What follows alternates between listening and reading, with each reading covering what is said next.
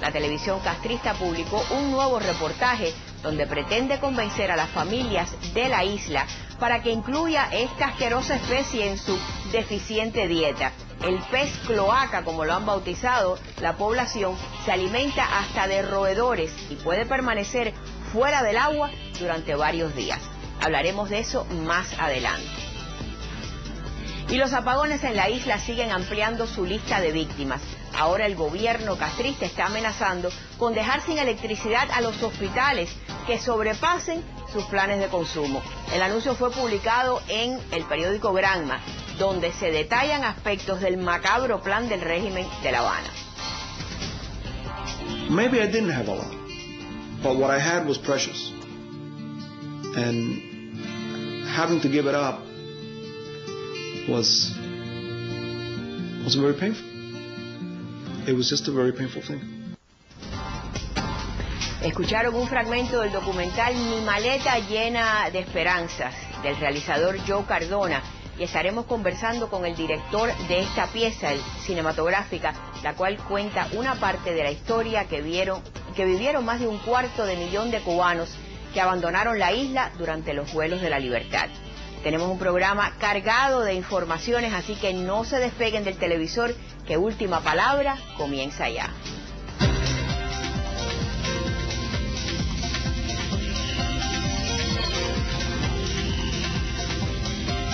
Muy buenas noches, yo soy Ninosca Pérez Castellón y bienvenidos a Última Palabra. Los vuelos de la libertad permitieron a más de 250 000 de cubanos ser libres para siempre, pero también significó un momento traumático para miles de familias que vieron sus vidas cambiar para siempre. La historia del dolor del pueblo cubano vuelve a contarse y esta vez el realizador Joe Cardona le agrega imágenes inéditas a la nostalgia de seres humanos que un día debieron perder hasta la patria para no vivir bajo el comunismo. El documental Mi maleta llena de esperanzas, la historia de los vuelos de la libertad, y hemos invitado hoy al director de este metraje y a 2 de sus protagonistas. Pero antes de presentar a nuestros invitados, vamos a ver un fragmento de este documental. Es el testimonio de Sandra Castillo, una cubana que vio su vida cambiar para siempre. The revolution changed my life. You know, I might have been a different person.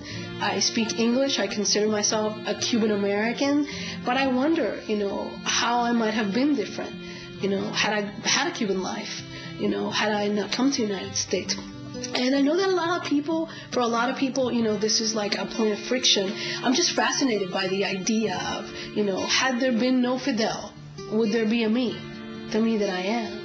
You know, and you sort of define yourself in relationship to those circumstances. You know, history defined me against my will, and you know, here I am. What do you do with the memories that you have? La historia nos definió contra nuestra voluntad. Para comentar acerca de este documental nos acompaña su director Joe Cardona, la periodista del Miami Herald Luisa Yanes y el fundador del blog Babalú, Valentín Prieto. Así que gracias a ustedes por estar aquí con nosotros. Gracias. Joe, ¿por qué este documental 50 años después de que todo esto pasó? ¿Qué fue lo que Solamente 50 años. Solamente, casi nada. ¿Qué fue lo que te motivó? Mira, yo leí los artículos de Luisa que salieron en el Herald, de la cobertura que ella le dio a este tema. Y inicialmente empecé a indagar un poco, investigué un poco, fui al database, como te comenté el otro día, y busqué el nombre, por ejemplo, de mi abuelo paterno. Eso me conmovió bastante.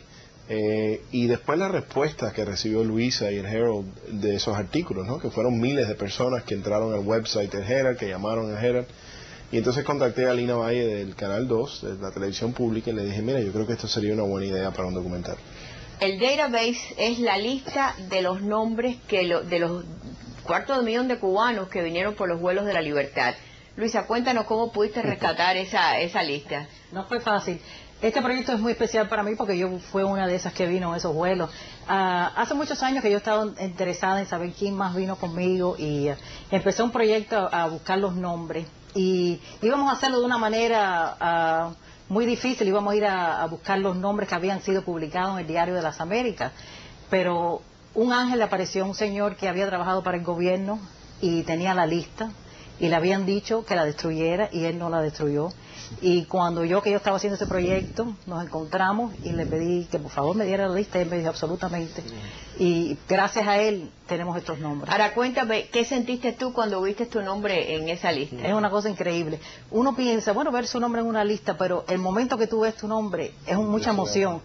Lloras o vuelves a ese día. Inmediatamente piensas, ay, el último día que yo estuve en Cuba, y las personas te hacen la historia de su último día en Cuba.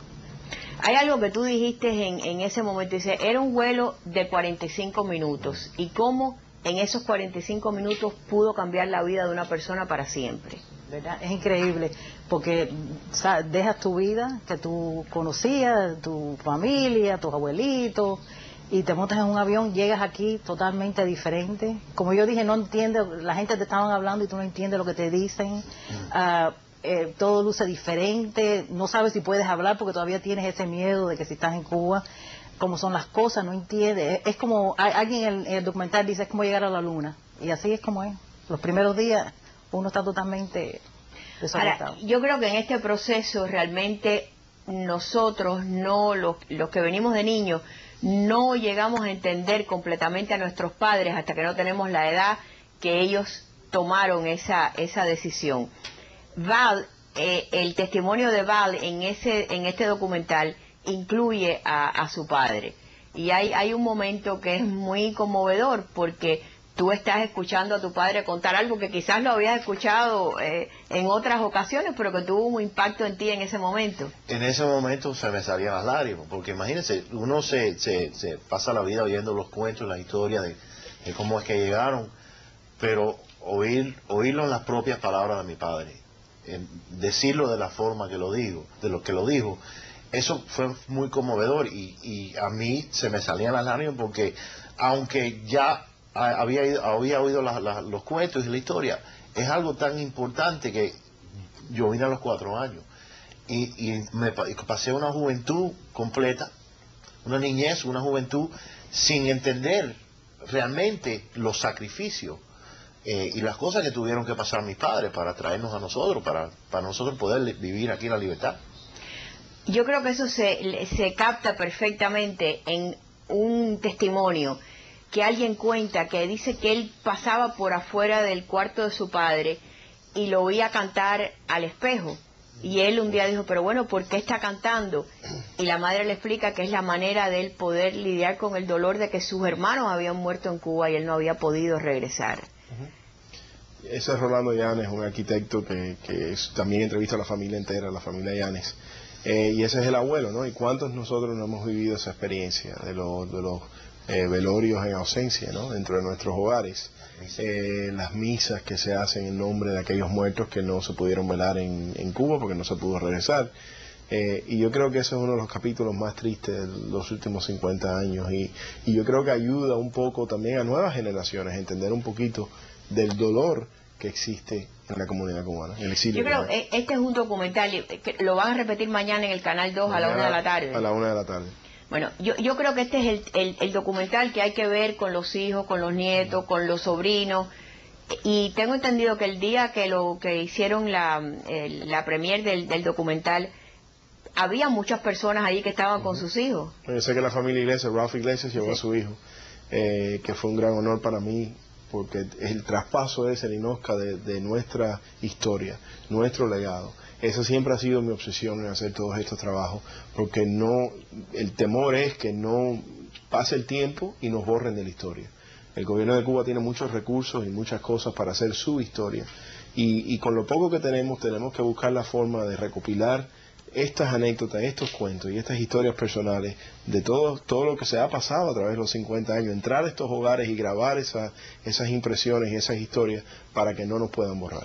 Luisa, yo me imagino que para muchas personas cuando publicaron ustedes esa lista, ¿no?, que estaba muy fácil de accesar porque las personas podían entrar a través de sus computadoras y encontrarse. ¿Cuáles eran algunas de las reacciones que ustedes tuvieron cuando las personas se lograron encontrar ahí? Es increíble. La gente se acuerdan de, como te dije, de ese momento, pero la familia atrae a la familia, todo el mundo dice, ay, pero mira, esta fue mi abuela, vino conmigo, ya ella falleció, pero ay, mira mi tía que también falleció. Es una Era manera como de encontrar su lugar en la historia. Me Sí. imagino que es un poco situarse dentro de la historia. Pero en español. Ajá. Es una verificación de que hiciste lo que dejaste un país, fuiste a otro y llegaste aquí, y es como una lista que cuenta. Ahora, Cuba ha tenido casos, por ejemplo, los vuelos de la libertad. Yo no conozco de otro país que haya tenido los vuelos de la libertad. Hubo inmigración de muchas maneras, pero por una situación específica. Es el país que más mujeres presas ha tenido, es el país que más presidio político ha tenido, los que más años han cumplido en las peores condiciones. Yo recuerdo cuando Mandela, que era un Mandela que cumplió 25 años, cuando salió de prisión y toda la prensa estaba afuera para que él contara los horrores, le dijo, óigame, mire, yo vivía en esa casa con aire acondicionado y los 3 guardias eran mis amigos. Entonces, todo esto que ha pasado el pueblo de Cuba no se conoce.